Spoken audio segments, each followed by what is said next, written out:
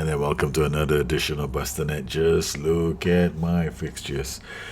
Yeah, I've got a game like, look at this crazy fixture list. Yeah, Jurgen Klopp. If you only had this fixture list, you wouldn't be that unhappy. Champions League football would have been so nice.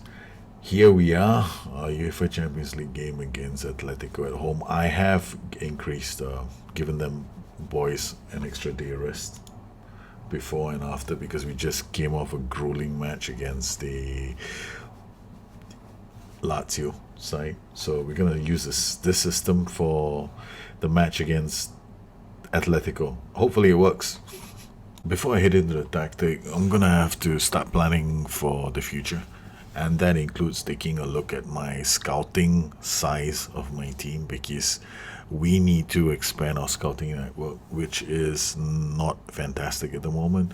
We have like 6, 7 scouts, but I have to raise that to about 12 to 15. That will be my long term plan because I need to have my scouts scouting certain key regions, and this is where it becomes a bit more interesting. There are certain concepts in scouting that affect the kinds of regions that you find. There are two factors. One is youth rating, and the other one is game importance, and both of these can be found in the editor. Every nation has a youth rating and game importance. Essentially, youth rating influences the chance that a country will produce an average number of quality regions, and nations with better facilities and better ratings, well, they tend to produce regions with a higher standard, and this will affect their reputation as well. Game importance is another factor. For example, you might have a country with a youth rating of 2, right? But they're completely like hopeless, and the game isn't popular there because everybody is playing bowling and nobody's interested in playing football. In this case, the game importance is super low, and even if a country is like 2 for youth rating, I probably won't send a scout there. So what I tend to do is I tend to divide my search categories into like 4 categories. Category 1 includes Brazil because Brazil is like the prima donna country. Everybody wants to go to Brazil because any player that pops up from Brazil, if he has like 3 or 4 stars, 4 stars, he becomes a world beater with that reputation.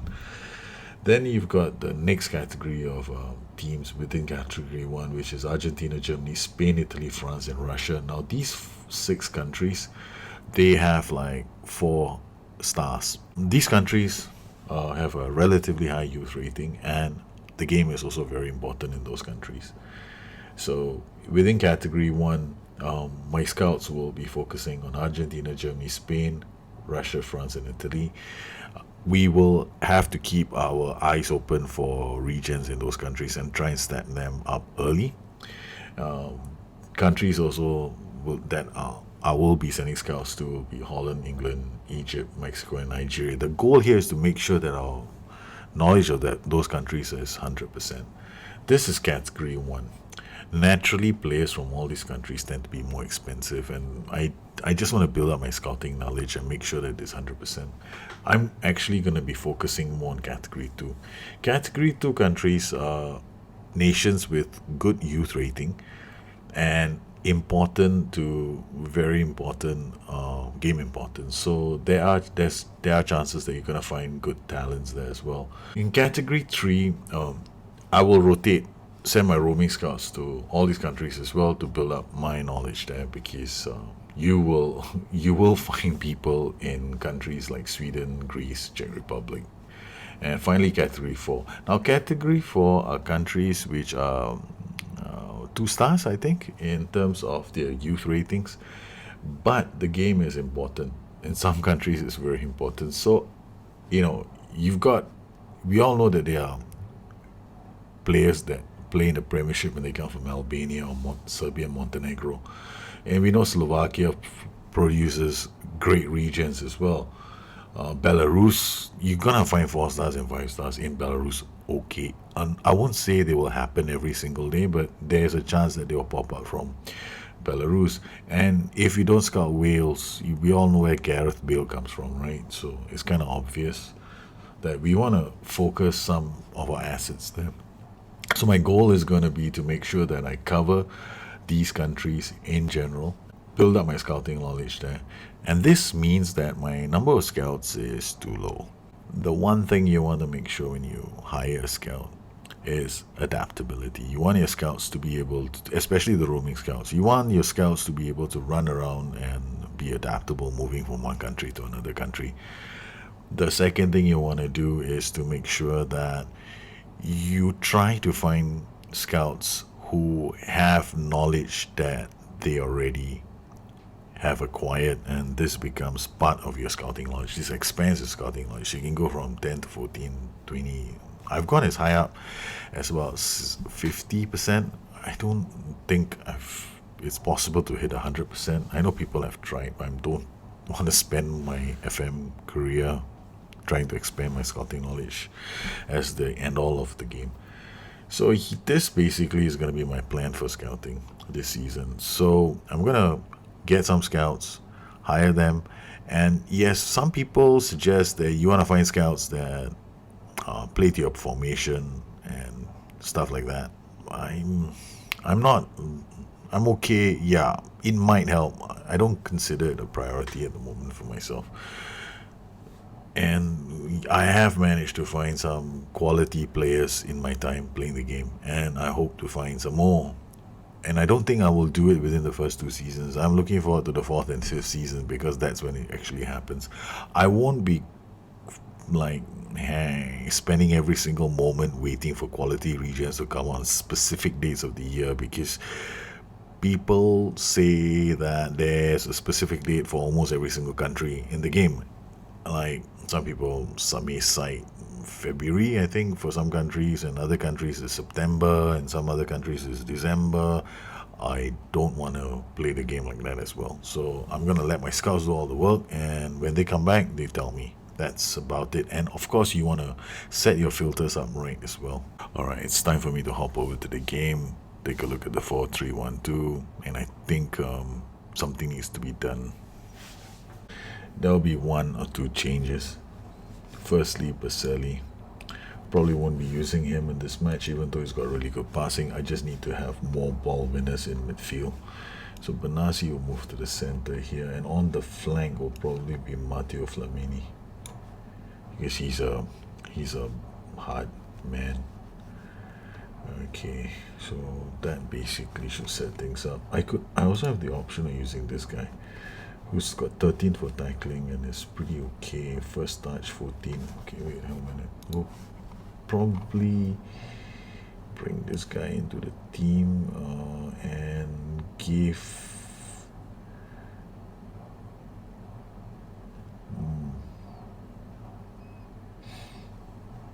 Martinez a break. So I'm gonna put him on the flank instead. It seems like a really bizarre choice, but yeah. He's got tackling of 14, and he can pass the ball and he can shoot. It's just a slight change. It's not ideal for that position, but yeah. So here we are playing Atletico Madrid. We're taking a big risk by playing player I usually use as a winger as the other ball winner on the left. But it'll be interesting to see how we do against a team that is definitely head and shoulders above us. So off we go. The match is off. We're gonna watch this in touchline mode.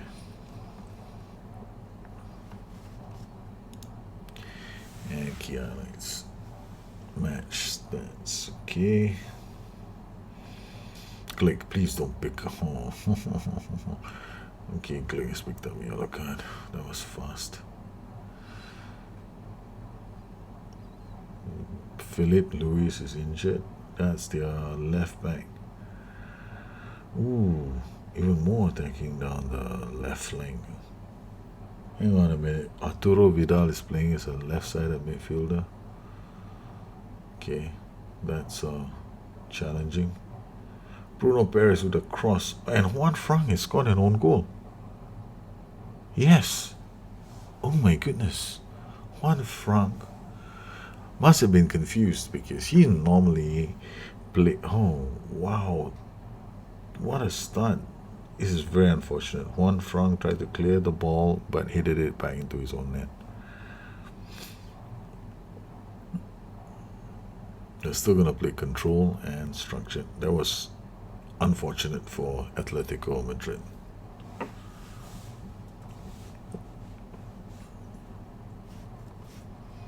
Instructions now. Normal. Okay. No changes to all this. Quagliarella is at 68%, so he must have taken a knock.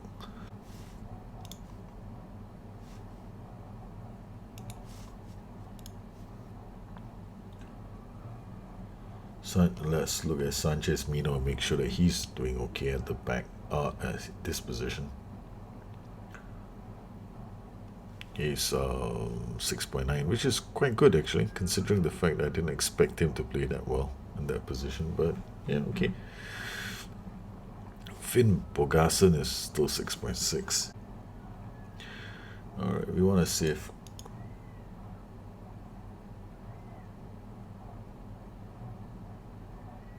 Gazi, Finn Bogason playing well.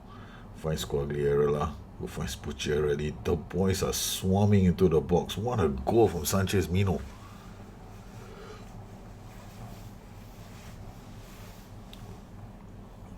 What a goal. Did you see the swarm?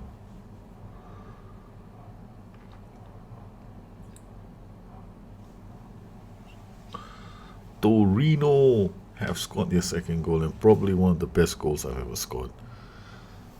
Okay, so this means that we can give Fabio a break, make a substitution, and bring on.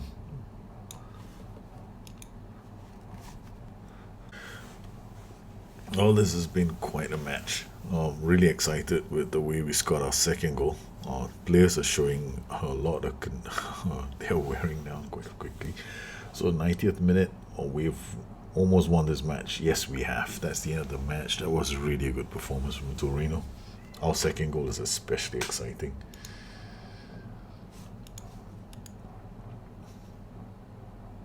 I gotta watch the second goal again. Juan Sanchez Mino. Let's see this goal again. Gets cleared. Ghazi.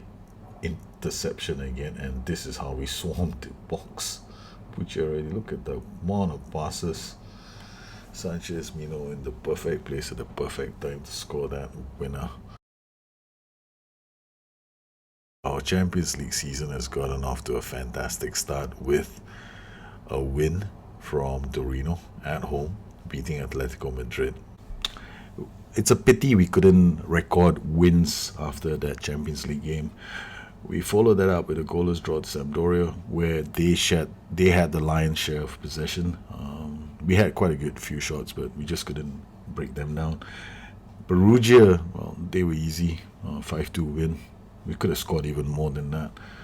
But away to Inter Milan, I was still a bit disappointed with our friend, Finn Bogason. I brought him. Both my strikers just basically went missing. My management is telling me, to demote this guy, but he's the only one scoring goals.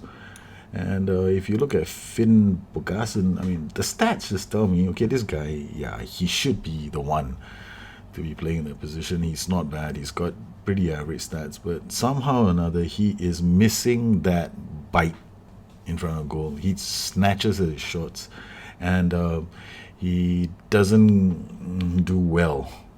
Hasn't scored a goal yet. He's already played 4 matches. Maybe I'm expecting a bit much from him, and he's under some pressure. I've had some interaction with him, and I am trying to warn him. I think I should just, I don't want to make things worse. So, okay. One thing I was talking about earlier in the show is scouting, right? So, following those matches, if you remember, my scouting was only 10%. Now it's gone up to 15%. We managed to get 2 more scouts in. So the addition of 2 more scouts who have specialized knowledge areas, well, that boosted us to 15. Our knowledge for scouts is still decent, I guess. I managed to get that affiliate link with Shangang in China. And we have myself, I've got England, Then we got France, Germany, Italy, Spain. So I've covered the major countries. I still will send scouts there. And we're pushing Serbia now. Ricardo Ferri is there.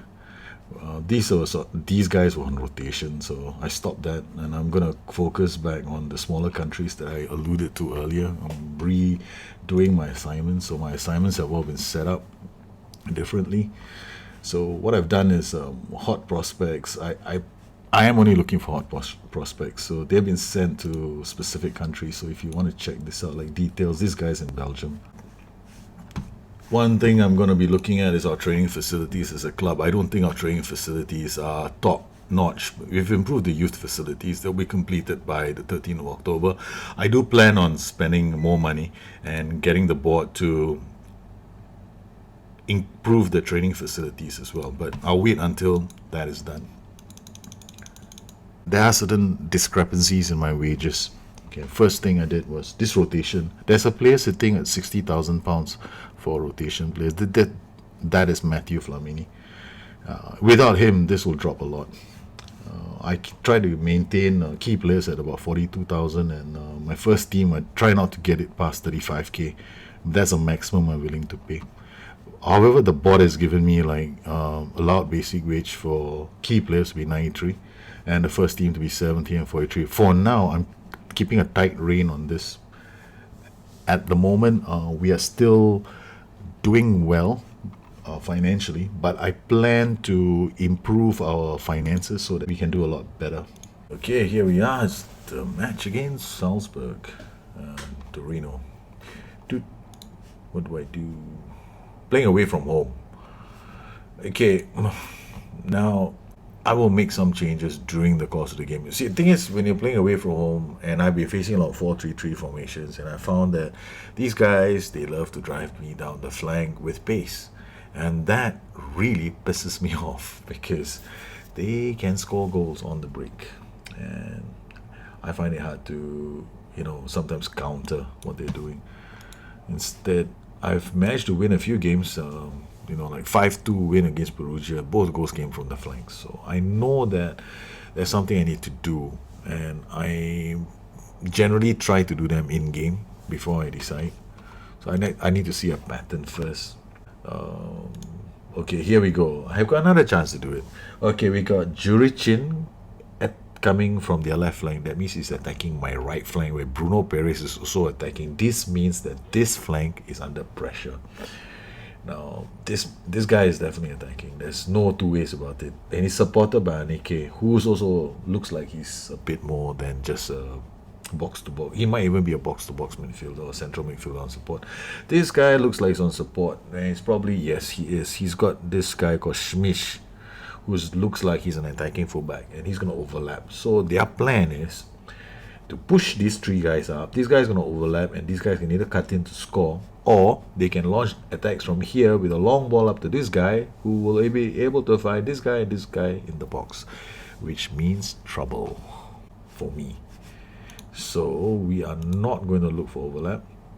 We will play our defense. We will use the offside trap against them, and I will probably I'll probably go to shorter passing for this game. We'll try and keep the ball from them as much as we can. I want to win this match. We are the favorites here, so go out there and impress me. Okay, let's go, boys. Let's see how this does. We'll go to extended just to watch how this does in the first opening few minutes of the game. The other thing I forgot to do was tell Bruno Perez not to attack. Ouch. I knew that was going to be a problem. Thank you, Baselli. You have saved this manager from an embarrassing mistake. Bruno Perez, you're on support, my boy. Thank you. Why is he on support? It's because of the threat down the right flank, our right flank. Juricin is going to be attacking Bruno Perez here, so he's going to be vulnerable. As long as this guy is overlapping, it means that there's a possibility that that flank is going to be exposed. So we want to make sure that we use short passing to control our possession as much as we can and force them to work the ball around us, and we'll try and hit them on the break. If that works, I'll be happy. Save Palawin. I see Jurichin now. He's a bit. He's looks like he's a lot well marshaled. Schmitz is the overlapping fullback I was talking about earlier. Crosses in. I've got to look out for Soriano. Soriano, where are you? Jurichin scores. I knew this is gonna happen to me. I knew that was exactly how the goals were gonna come. I thought I had counteracted that by telling my players not to overlap. But still, we had the problem. Ghosted in. Who's this? Bruno Perez again. Yeah. Okay, so we're a goal down. What can we do? I can go to attacking right now and try and grab or go back. With the fullbacks on support, they won't charge up as quickly as I thought they might. But there goes Avila. I was wrong. Okay. All right, Pucciarelli. Give it back to Baselli. Baselli, do something. Oh, you don't do anything with the ball. Sanchez, Mino, Bernassi. Oh, you got Belotti. Belotti will find Quagliarella, who equalizes. Yes, you beauties. Quagliarella, his 5th goal of the season, and my backroom are telling me to demote him or sell him. Are they insane? He's the only one scoring. Next to Belotti, of course. Belotti did score 2 goals against Perugia. Yes, my fullbacks, you can see they are not attacking the box. Yes. Avila, Glick, Sanchez, Mino. This guy is actually a winger. Crosses the ball. Oh, Avila is there to pick it up on support. Asks a lot of Sanchez, Mino. Yeah. Ooh, Benassi does really well. Baselli can't find anybody with that kind of a ball. Glick clears the ball. Back to Quagliarella. I like pronouncing this guy's name. What a cross! Pucciarelli! Oh, he misses the chance to score. What a great header that was. Saved by Woodwork. Offside. Okay, I've seen enough on extended highlights. I don't want to get too excited and drag out this game any more than I need to. Now we look at key highlights. Key highlights will tell me who's in ascendancy. Pucciarelli, Baselli to Benassi. I still think this combination is our best midfield combination. Quagliarella. Quaggy? That's what I'm going to call him now. Quaggy. Bruno Perez. Can he finds a short pass of Quaggy. Quaggy does nothing with that ball. Back to Perez. Quaggy again. Quaggy has to do a lot of work, but he can't do anything with the ball. Back to Jensen. Okay, good. Possession is ours. We are keeping the ball away from our friends from Switzerland. Sanchez Mino with a corner. Benazzi rises. Belotti picks the loose ball up. Okay, there's no support from Benazzi, but that's from a corner. Clear. Okay, now counter attack. How do we get our shape back? We don't. Quickly, boys. Jurichin, this guy is a danger. He cuts in. I was gonna buy this player, Schmitz, but I couldn't afford him. The FC Salzburg quoted me £25 million for him. Lazaro, corner. Glick rises up. Yeah, nobody to pick up. Oh, what a nice take from Yabo. Nice animation. Lazaro, good defending from the boys. Pucciarelli, looks like they love to play attacking then. We need to score a goal. Sanchez Mino with a corner. Cleared. Okay, somebody has to pick that up. Bruno Perez does. Back to Avila. Sanchez Mino. Oh, nice pass to Pucciarelli. Pucciarelli finds our friend Belotti, who slots it home. Belotti in place for Fimbo Gasson. Torino scored a very nice second goal. For once, it is not a cross.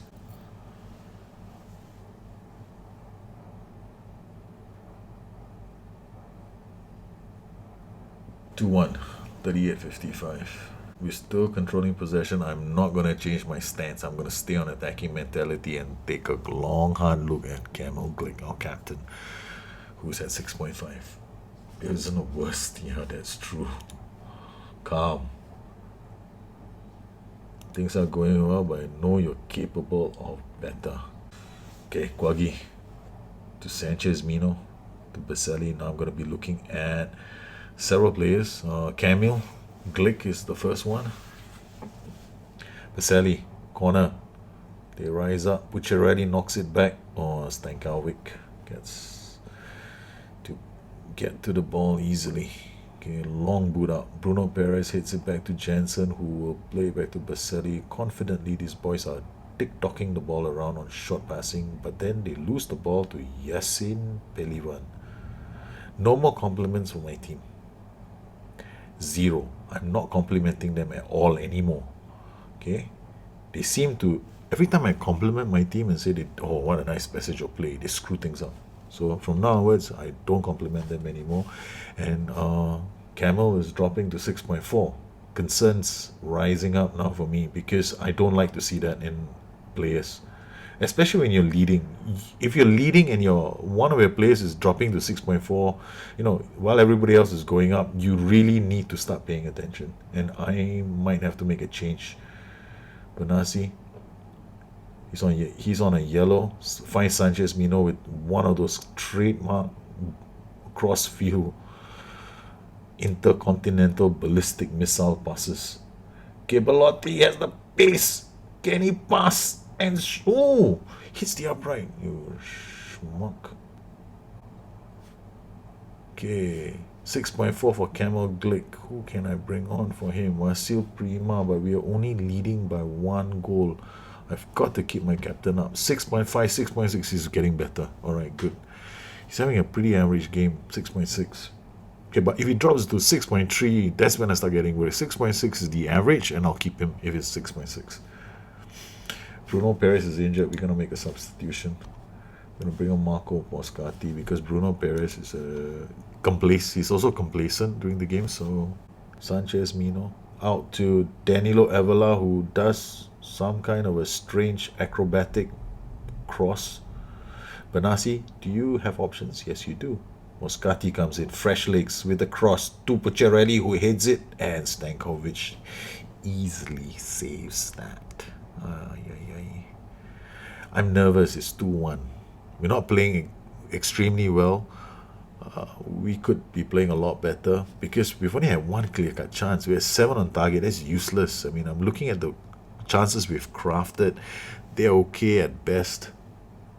But my plan was to play a lot of short passes and keep the ball to ourselves and not commit my fullbacks against a system that is a 4-3-3. Essentially, this is what it is actually a 4-3-3. They're going to come in late, they got overlapping fullbacks, and they're going to drop in a lot of crosses, bombs, and I checked Soriano's stats before the game. He has pretty good off the ball and pace, so he was going to get ghosted behind my back line, so there's no way I'm going to overlap fullbacks in that kind of a situation. And here we go, it's all over. We've got a second win. An attacking mentality at that too. Well done. That was well done. Give them some credit. So we've won this game, done pretty well. 21 shots on goal doesn't mean jack unless you score. Tell that to Mr. Jurgen Klopp. On today's show, I've looked at scouting. I've looked at I've also introduced you guys to my stats, club stats filter, where I track my players, and this is really important for me. I use this a lot. If I want to see whether or not a player is worth selling, this is where I start looking at them and go, okay, fine, he's playing well, he's like a defender, then I go through my defenders. So I use my stats a lot, and I recommend that you find some way to track your players in case you want to start making money from this game. Virtual money, that is.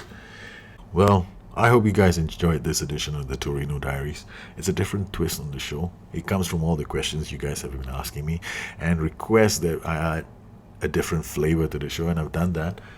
Now, just remember that that's a lot of content in one show, and it was kind of fun doing it. I'll try and do more of these kind of shows in the future, though. And if you have any other questions, you know where to find me. Drop me a note at addicted2fm.com, my website, or you can find me on Twitter at Pastanet. You can also subscribe to the show if you liked it, and spread the word if you think it helps other people. like, I try to get as much as I can into the show that helps people, and I enjoy it, and I try to do it in my free time, and it's kind of time consuming, but I'll still love it nonetheless. So until I drop in with another show, I'll catch you guys again soon. Bye bye.